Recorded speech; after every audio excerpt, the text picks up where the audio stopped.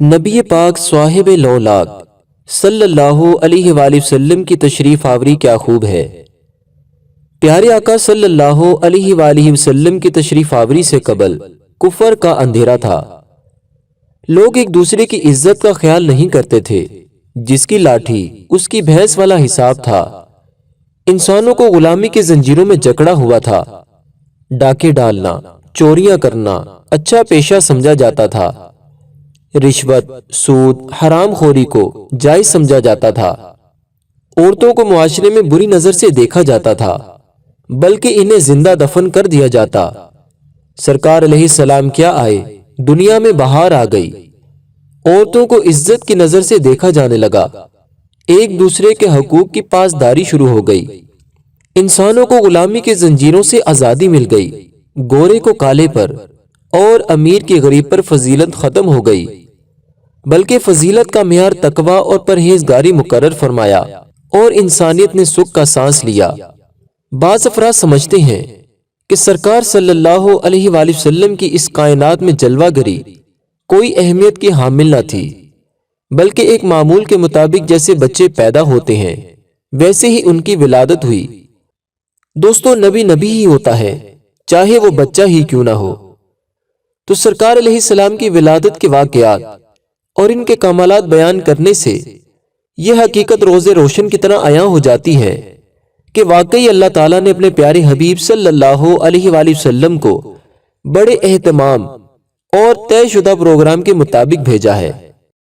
تمام انبیاء کرام علیہم السلام اپنے اپنے دور میں سرکار دو عالم نور مجسم صلی اللہ علیہ وآلہ وسلم کی تشریف آوری کا ذکر کرتے رہے اور اعلان بھی کرتے رہے کہ اگر وہ آخر الزمان نبی صلی اللہ علیہ وآلہ وسلم جو کہ اللہ کے محبوب ہیں ہمارے دور میں تشریف لائے تو ہم ان پر ایمان بھی لائیں گے اور ان کی مدد بھی کریں گے، اور اگر ہمارے بعد تشریف لائے تو تمہیں ان پر ایمان بھی لانا ہوگا اور ان کی مدد بھی کرنی ہوگی۔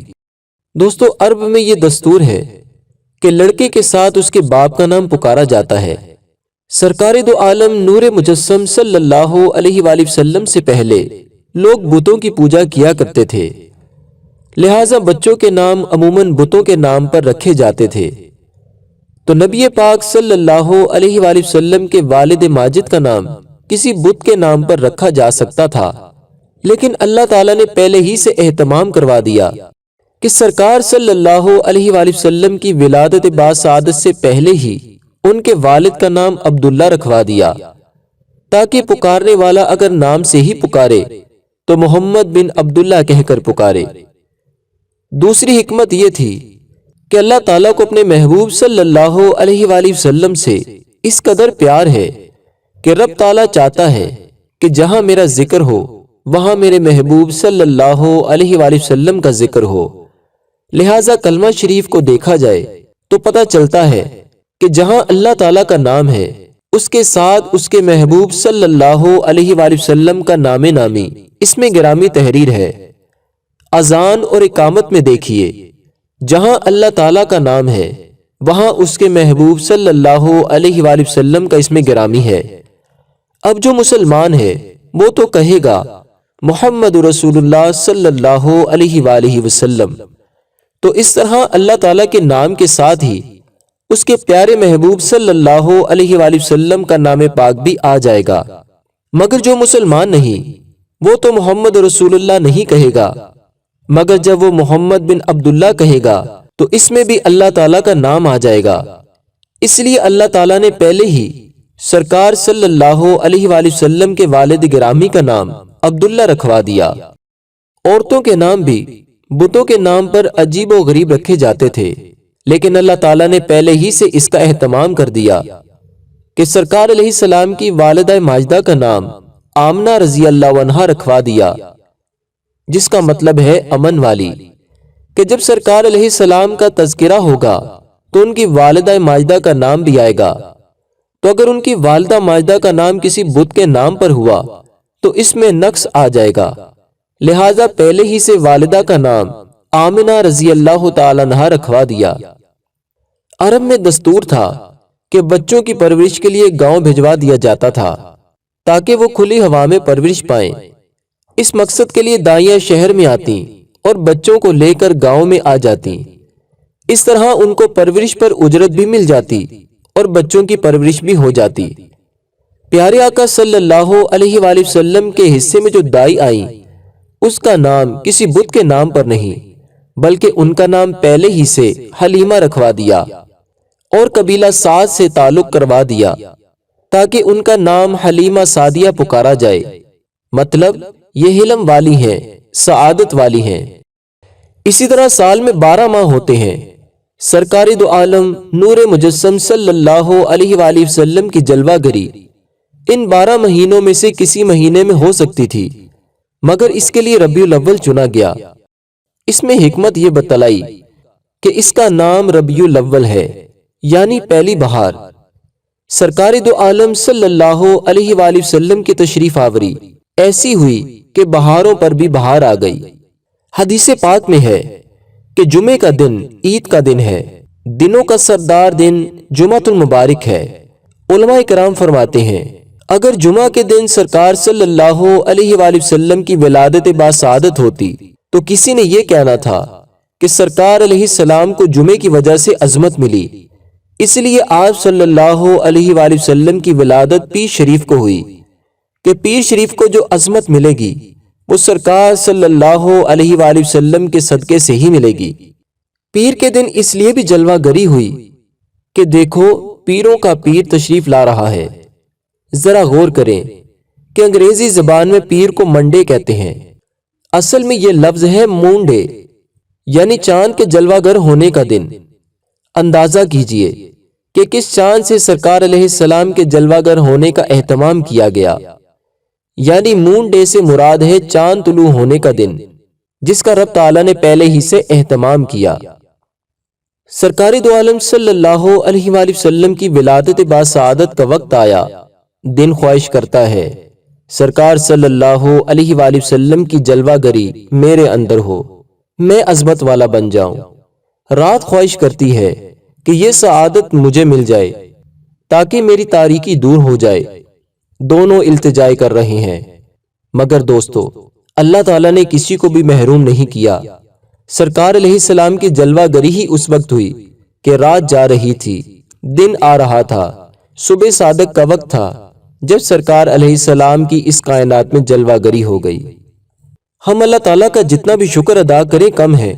ہم جیسے نکموں کو اللہ تعالیٰ نے اپنے پیارے حبیب صلی اللہ علیہ وآلہ وسلم کا امتی بنا دیا۔ ہمارے سروں پر اگر کنتم خیر امتن یعنی بہترین امتی ہونے کا تاج سجا ہوا ہے تو سرکار علیہ السلام کے صدقے سے ہے۔ اب ہمیں بھی احساس ہونا چاہیے کہ اللہ تعالیٰ نے ہمارے اوپر اتنا بڑا احسان کیا ہے اور ہم کیا کر رہے ہیں۔ یہاں پر ایک بڑا خوبصورت واقعہ آپ کے گوش گزار کرتا ہوں۔ ایک مرتبہ کا واقعہ ہے، ایک انگریز عیسائی سیر و تفریح کے لیے انڈیا آیا۔ تاریخی مقامات کی سیر و تفریح کے بعد وہ اپنے ہوٹل آ جاتا ہے۔ ایک مرتبہ دن بھر سیر و تفریح کے بعد جب اپنے ہوٹل پہنچا تو جیب میں ہاتھ ڈالا تو آنکھوں کے آگے اندھیرا آ گیا۔ اس کا پاسپورٹ اور ضروری کاغذات اور نقدی جس پرس میں تھی وہ کہیں گر گیا تھا۔ بہت پریشان ہوا، پھر سوچا کہ صبح اٹھ کر دوبارہ انہی جگہوں پر جاؤں گا، ہو سکتا ہے کہ پرس کہیں مل جائے۔ لہٰذا صبح وہ انہی جگہوں پر گیا۔ ایک مقام پر تلاش کرنے کے انداز میں دیکھ رہا تھا کہ ایک ہجڑا قریب آیا اور کہنے لگا، صاحب کیا تلاش کر رہے ہیں؟ اس نے بتلایا کہ کل میرا پرس کہیں گر گیا تھا۔ اس ہجڑے نے جیب سے پرس نکالا اور سامنے کر دیا اور پوچھا کہ کیا یہی ہے؟ عیسائی نے جلدی سے پرس پکڑا اور کہا بالکل یہی ہے۔ جلدی جلدی اس کی تلاشی لی اور خوشی میں آپے سے باہر ہو گیا کہ تمام چیزیں ویسی کی ویسی موجود ہیں، یہاں تک کہ نقدی بھی اسی طرح موجود ہے۔ اگر کسی نیک متقی اور پرہیزگار سے ایسا کام ہو تو بندہ سوچنے پر مجبور نہیں ہوتا، لیکن جب ایک بازاری بندہ جو دن بھر گناہوں میں ملوث رہتا ہو اس سے ایسا ایمانداری کا کام سر انجام ہو تو بندہ سوچنے پر مجبور ہو جاتا ہے۔ عیسائی نے اس ہجڑے سے پوچھا کہ مجھے بتاؤ کہ تم نے ایسا ایمانداری کا ثبوت کیوں دیا؟ کیا تو اس میں سے پیسے نہیں نکال سکتا تھا؟ ہجڑے نے جو جواب دیا وہ دل کے کانوں سے سننے والا ہے۔ اس نے کہا، صاحب جی، آپ پیسوں کی بات کرتے ہو، ہمارے لیے پرس ہڑپ کرنا کوئی مشکل نہ تھا۔ میں تو دن بھر گناہوں میں مبتلا رہتا ہوں، اگر ایک گناہ اور ہو جاتا تو مجھے اس پر بالکل بھی افسوس نہیں ہونا تھا، مگر میں نے ایمانداری کا ثبوت صرف اس لیے دیا ہے کہ جب میں نے پرس کھولا تو مجھے پتا چلا کہ یہ کسی عیسائی کا ہے۔ فوراً میرے دل میں خیال آیا کہ اگر میں نے اس کا پرس ہڑپ کر لیا تو کل قیامت کے روز یہ عیسائی حضرت عیسیٰ علیہ السلام سے شکایت کرے گا کہ نبی پاک صلی اللہ علیہ وآلہ وسلم کے فلاں امتی نے میرا پرس چرا لیا تھا۔ تو حضرت عیسیٰ علیہ السلام پیارے آقا صلی اللہ علیہ وآلہ وسلم سے شکایت کریں گے کہ آپ کے فلاں امتی نے میرے امتی کا پرس چرا لیا تھا۔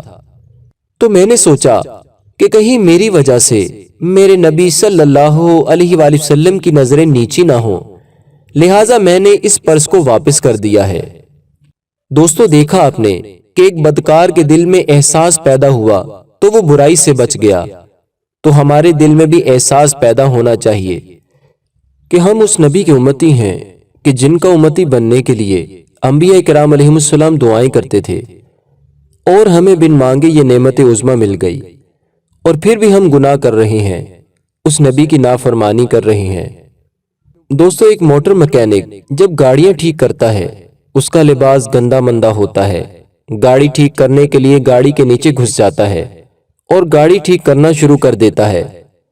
اگر جمعے کا دن ہو اور مکینک سفید لباس پہن کر جمعہ پڑھنے جا رہا ہو، راستے میں کسی کی گاڑی خراب ہو جائے، اب یہ گاڑی کے نیچے نہیں گھسے گا، اس لیے کہ اس کا سفید لباس خراب ہو جائے گا، اس کو داغ لگ جائیں گے۔ اب سفید لباس کا احساس اس کو گاڑی کے نیچے گھسنے نہیں دے رہا۔ بالکل اسی طرح سمجھیے کہ ہم سرکار دو عالم صلی اللہ علیہ وآلہ وسلم کی امتی ہیں۔ ہماری چادر سفید ہے۔ اگر ہم شراب پیئیں گے، جوا کھیلیں، سود کھائیں، زنا کریں، بدکاری کریں، والدین کی نافرمانی کریں، نماز نہ پڑھیں، روزہ نہ رکھیں، زکوٰۃ نہ دیں، تو ہماری سفید چادر پر داغ لگ جائیں گے۔ اب اس داغدار چادر کو قیامت کے روز اللہ تعالیٰ کے اور اس کے پیارے حبیب صلی اللہ علیہ وآلہ وسلم کے اور تمام انبیاء کرام علیہم السلام اور ان کے امتیوں کے سامنے پیش کیا گیا تو کیا بنے گا؟ میاں محمد بخش رحمۃ اللہ علیہ فرماتے ہیں، چٹی چادر عملہ والی، داغ نہ لائیں او جنیاں، حشر دہاڑے پھیر نہ آکھیں، ہائے ربا کی بنیا۔ تو آئیے دوستو، اس مبارک مہینے کے صدقے میں اس بات کا عہد کریں کہ اے مالک و مولا، ہم جس عقیدت و احترام سے تیرے پیارے حبیب صلی اللہ علیہ وآلہ وسلم کا میلاد مناتے ہیں، اسی عقیدت و احترام سے ہم ان کے نقش قدم پر بھی چلیں گے۔ آئندہ نماز روزے کی پابندی کریں گے، گناہوں کو چھوڑ کر نیکی والی زندگی اپنائیں گے، اور یہی مقصد سرکار صلی اللہ علیہ وآلہ وسلم کی دنیا میں جلوہ گر ہونے کا ہے۔ حقیقت میں دیکھا جائے تو ہم نے اس مقصد کو بھلا دیا ہے۔ ہمارے اندر وہی برائیاں جو سرکار علیہ السلام کے جلوہ گر ہونے سے پہلے تھیں، دوبارہ ہمارے اندر پیدا ہونا شروع ہو گئی ہیں۔ دوستو، ایمانداری سے بتائیے کہ کیا آج ہمارے گھر میں لڑکی پیدا ہو جائے تو خوشی منائی جاتی ہے یا افسوس کیا جاتا ہے؟ یقیناً جواب یہی ہوگا کہ اکثر گھروں میں افسوس کیا جاتا ہے، بلکہ بعض عورتوں کو اس وجہ سے طلاق دے دی جاتی ہے کہ ان کے ہاں بچیاں پیدا ہوتی ہیں، بچے نہیں۔ اسی طرح چوری، بے حیائی، قتل و غارت گیری کا بازار گرم ہے، آج کسی کی عزت محفوظ نہیں ہے۔ ایک بزرگ فرماتے ہیں کہ اتنی دیر تک ناشتہ نہ کرو جب تک نماز فجر ادا نہ کر لو۔ ایک بندہ کہنے لگا، اگر صبح اٹھنے میں دیر ہو جائے تو بزرگوں نے فرمایا، نہ پڑھنے سے پڑھ لینا بہتر ہے، لیکن اس کی عادت نہیں بنانی چاہیے۔ پھر اتنی دیر تک کوئی اخبار رسالہ نہیں پڑھنا جب تک کہ قرآن پاک کی تلاوت نہ کر لیں۔ افسوس، آج صبح اٹھتے ہی ہم اخبار طلب کرتے ہیں، حالانکہ اخبار پڑھنے سے ثواب نہیں ملتا، بلکہ اگر تندرست اخبار پڑھے تو وہ بیمار ہو جاتا ہے، جبکہ بیمار تندرستی چاہتا ہے تو قرآن پاک کی تلاوت کرے۔ اللہ تعالیٰ قرآن پاک میں ارشاد فرماتا ہے وَنُنَزِّلُ مِنَ الْقُرْآنِ مَا هُوَ شِفَاءٌ وَرَحْمَةٌ لِّلْمُؤْمِنِينَ۔ اس کا ترجمہ اور مفہوم یہ ہے، اور نازل کیا ہم نے قرآن جس میں شفا اور رحمت ہے مومنوں کے لیے، اور پھر اتنی دیر تک سونا نہیں جب تک پانچوں نمازیں پوری نہ پڑھ لے کہ سونے والے رب کو سجدہ کر کے سو، کیا خبر اٹھے نہ اٹھے صبح کو۔ اگر باوجود کوشش نماز نہ پڑھے تو اس وجود کو رب تعالیٰ کا رزق نہ کھلاؤ، اور بات بھی یہ حق ہے کہ اگر یہ وجود رب تعالیٰ کے آگے نہیں جھکتا تو یہ وجود اس قابل نہیں کہ اس کو اللہ تعالیٰ کا رزق کھلایا جائے۔ اللہ رب العزت کی پاک بارگاہ میں دعا ہے کہ اللہ کریم ہم سب کو اس پر عمل کر کے دنیا و آخرت سدھارنے کی توفیق عطا فرمائے، آمین۔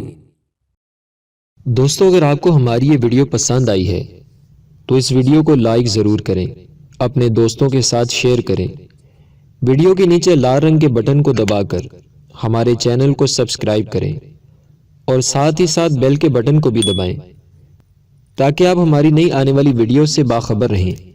دوستو، ویڈیو دیکھنے کا شکریہ، اپنا بہت سا خیال رکھیے گا، فی امان اللہ۔